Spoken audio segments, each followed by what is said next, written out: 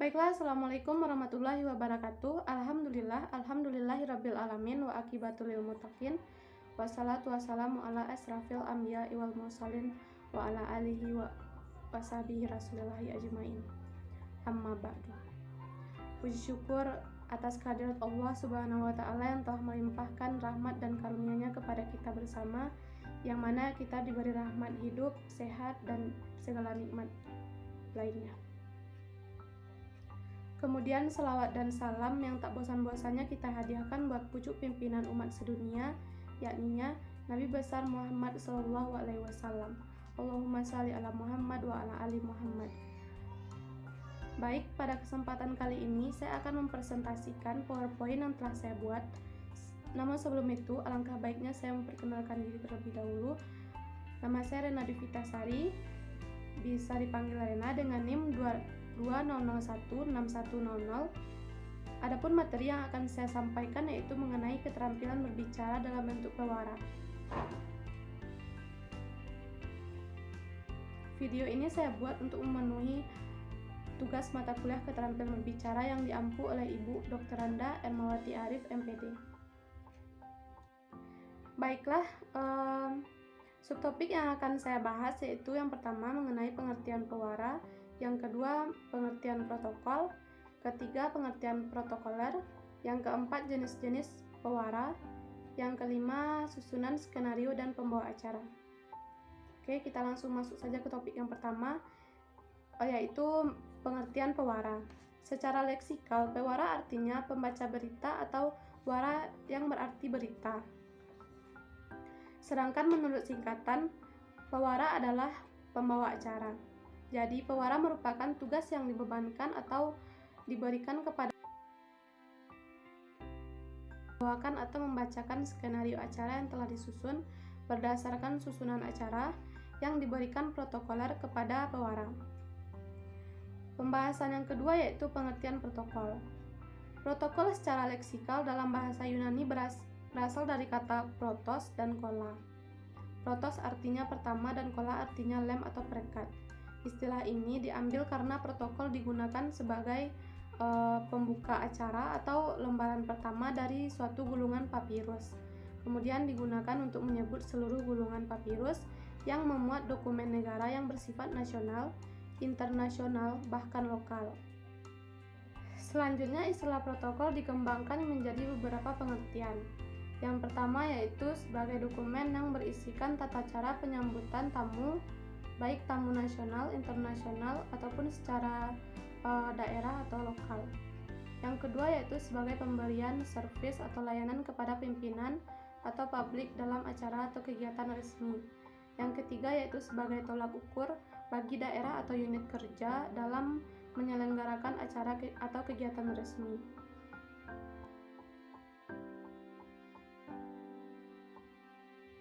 Oke, pembahasan yang ketiga yaitu mengenai pengertian protokoler. Protokoler artinya adalah hal-hal yang berhubungan dengan protokol dan bersifat keprotokolan.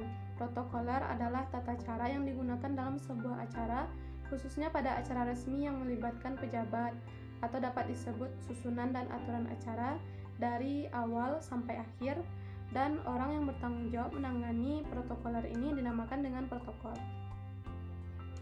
Oke, pembahasan yang keempat yaitu tentang jenis-jenis pewara. Yang pertama yaitu Master of Ceremony atau MC. MC merupakan orang yang memandu atau pemandu acara-acara informal seperti acara hiburan, misalnya acara konser musik, perayaan ulang tahun, resepsi pernikahan, dan lain sebagainya. Yang kedua yaitu pembawa acara. Pembawa acara atau pewara yaitu pemandu sebuah acara formal atau seremonial yang biasanya tugasnya itu sama dengan MC. Namun di acara seremonial atau acara formal ini cenderung lebih mengarah kepada instansi atau acara kenegaraan. Yang ketiga yaitu host. Host adalah sebutan umum bagi pembawa acara, khususnya acara televisi dan radio. Host dalam bahasa Inggris berarti tuan rumah, di mana biasanya dapat kita lihat pada acara televisi yang mendatangkan bintang tamu dan pemandu acaranya disebut dengan host, seperti acara talk show, dan dalam hal ini termasuk juga penyiar radio yang disebut dengan radio host. Yang keempat yaitu presenter. Secara bahasa, presenter artinya penyaji atau penampil, yaitu orang yang menampilkan sebuah acara atau pertunjukan. Yang melakukan presentasi disebut juga dengan presenter. Tapi biasanya presenter ini identik dengan penyiar televisi atau TV presenter. Tugasnya adalah menyajikan atau menghadirkan sebagai top present sebuah acara atau program dalam sebuah siaran. Yang kelima yaitu moderator. Moderator adalah orang yang memimpin, mengatur, dan memandu jalannya acara diskusi, dialog, debut, seminar, workshop, atau lokal karya, di mana dia sebagai penengah dan mengatur lalu lintas dalam sebuah pembicaraan. Jadi moderator itu adalah orang yang mengatur jalannya sebuah diskusi atau seminar, workshop yang sejenisnya seperti itu, dinamakan dengan moderator. Yang keenam adalah penyiar. Penyiar merupakan orang yang memandu acara siaran, radio, dan televisi. Namun di Indonesia, penyiar identik dengan penyiar radio yang disebut juga dengan radio announcer, radio host, radio personality, atau radio DJ yang tugasnya adalah sebagai pembawa atau pemandu sebuah program atau acara. Yang ketujuh yaitu announcer. Announcer merupakan adalah announcer. Announcer secara bahasa artinya adalah orang yang mengumumkan. Istilah announcer ini juga sering diterjemahkan sebagai penyiar radio atau announcer, atau orang yang mengumumkan petinju atau pegulat yang akan bertarung juga disebut dengan announcer. Namun umumnya announcer dikategorikan sebagai profesi penyiar radio atau televisi. Nah, lebih jauh lagi, Arif pada tahun 2003 menyatakan bahwa pembagian pewara didasarkan atas jenis acara yang dibawakan atau profesi yang dibawakan. Yang pertama yaitu pembawa acara resmi.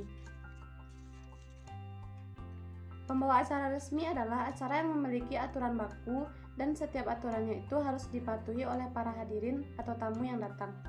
Yang kedua yaitu pembawa acara hiburan atau pembawa acara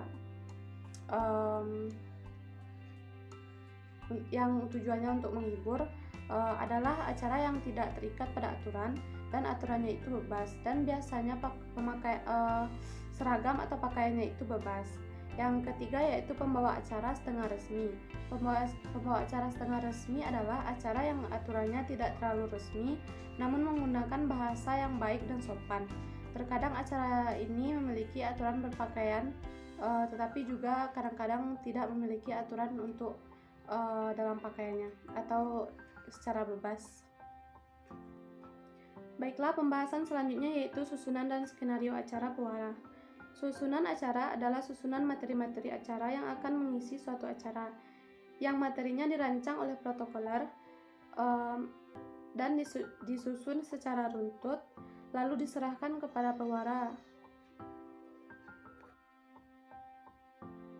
Misalnya dapat kita lihat pada susunan acara sebuah seminar, di mana acara pertama yaitu pembukaan atau yang dibuka oleh pewara, yang kedua laporan ketua panitia, yang ketiga sambutan dari dekan FBSS, yang keempat yaitu sambutan sekaligus membuka seminar secara resmi oleh rektor UNP, yang kelima yaitu pembacaan doa, yang keenam penutupan yang dilakukan oleh pewara.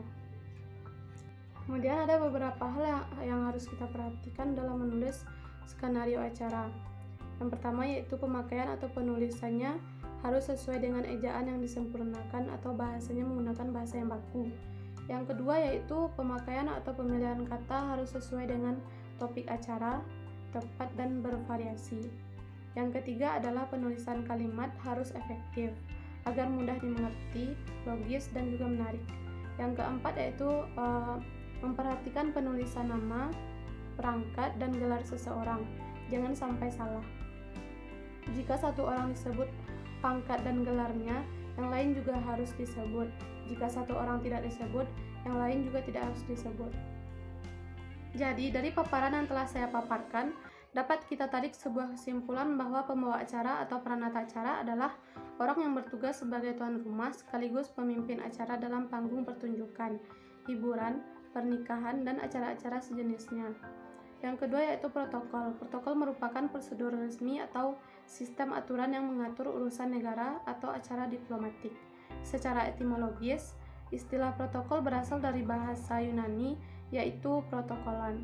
Sedangkan protokoler adalah hal-hal yang berhubungan atau berkaitan dengan protokol, bersifat keprotokolan.